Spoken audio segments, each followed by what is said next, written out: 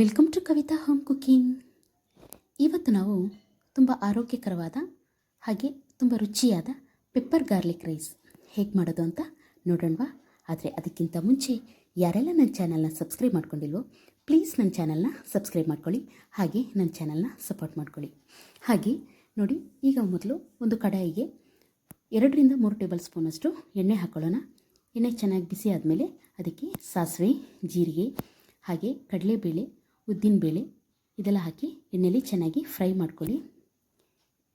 ಈಗ ಮಳೆ ಇರೋದ್ರಿಂದ ಈ ರೀತಿ ಮಕ್ಕಳಿಗೆ ಸ್ಕೂಲ್ಗೆ, ಲಂಚ್ ಬಾಕ್ಸ್ಗೆ ಅಥವಾ ಬ್ರೇಕ್ಫಾಸ್ಟ್ಗೆ ಈ ರೀತಿ ಪೆಪ್ಪರ್ ಗಾರ್ಲಿಕ್ ರೈಸ್ ಮಾಡಿಕೊಡೋದ್ರಿಂದ ಅವ್ರಿಗೆ ಶೀತ, ಕೆಮ್ಮು, ನೆಗಡಿ ಇದು ಆಗೋದು ಕೂಡ ಅವಾಯ್ಡ್ ಆಗುತ್ತೆ.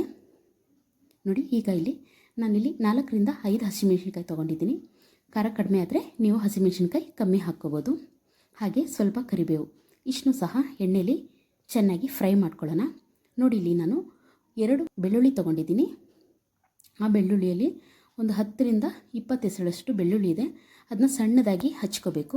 ಹಚ್ಕೊಂಡು ಎಣ್ಣೆಯಲ್ಲಿ ಚೆನ್ನಾಗಿ ಫ್ರೈ ಮಾಡ್ಕೊಳ್ಳಿ. ಅದು ಹಸಿ ಸ್ಮೆಲ್ ಅಂದರೆ ಬೆಳ್ಳುಳ್ಳಿ ಸ್ಮೆಲ್ಲೆಲ್ಲ ಹೋದ್ಮೇಲೆ ಈಗ 2 ಮೀಡಿಯಮ್ ಸೈಜು ಈರುಳ್ಳಿ ತೊಗೊಂಡಿದ್ದೀನಿ. ಅದನ್ನು ಸಣ್ಣಗೆ ಹಚ್ಚಿ ಎಣ್ಣೆಯಲ್ಲಿ ಫ್ರೈ ಮಾಡ್ಕೊಳ್ಳೋಣ.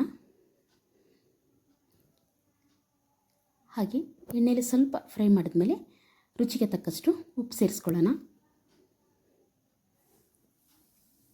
ಉಪ್ಪು ಹಾಕಿ ಸ್ವಲ್ಪ ನೀಟಾಗಿ ಎಣ್ಣೆಯಲ್ಲಿ ಫ್ರೈ ಮಾಡ್ಕೊಳ್ಳೋಣ.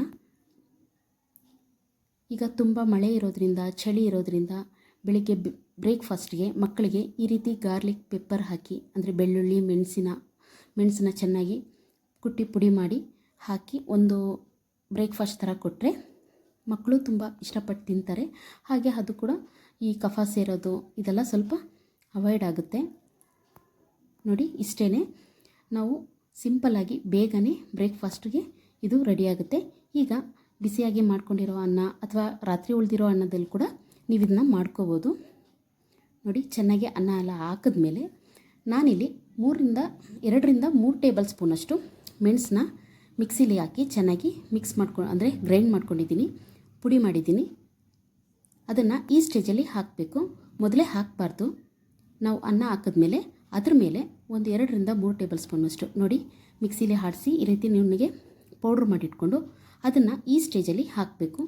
ಈ ಸ್ಟೇಜಲ್ಲಿ ಹಾಕ್ಕೊಂಡ್ರೆ ಅದರದ್ದು ಖಾರ ಹಾಗೆ ಒಂದು ಘಮ ಎಲ್ಲ ಹಾಗೇ ಇರುತ್ತೆ. ಸೊ ನೀವು ಕೂಡ ಇದನ್ನು ನಿಮ್ಮ ಮಕ್ಕಳಿಗೆ ಮಾಡಿಕೊಡಿ. ನೀವು ಸಹ ಇದನ್ನು ಮಾಡಿ ತಿನ್ಬೋದು. ತುಂಬ ಬೇಗನೆ ಈಸಿಯಾಗಿ ಒಂದು ರೆಸಿಪಿ ಅಂತಲೇ ಹೇಳ್ಬೋದು. ಈ ವಿಡಿಯೋ ನೋಡ್ತಾ ಇದ್ದರೆ ಲೈಕ್ ಮಾಡೋದನ್ನ ಮಾತ್ರ ಮರಿಬೇಡಿ. ಹಾಗೆ ನನ್ನ ಚಾನಲ್ನ ಸಬ್ಸ್ಕ್ರೈಬ್ ಮಾಡ್ಕೊಳ್ಳಿ. ಬೇಕಾದರೆ ಇನ್ನೊಂದು ಸ್ವಲ್ಪ ಕೂಡ ಪೆಪ್ಪರ್ ಪೌಡ್ರ್ ಹಾಕೋಬೋದು. ಈಗಿರೋ ವೆದರ್ಗೆ ಅಂದರೆ ಮಳೆ ಒಂದು ಕಡೆ, ಚಳಿ ಇದೆ.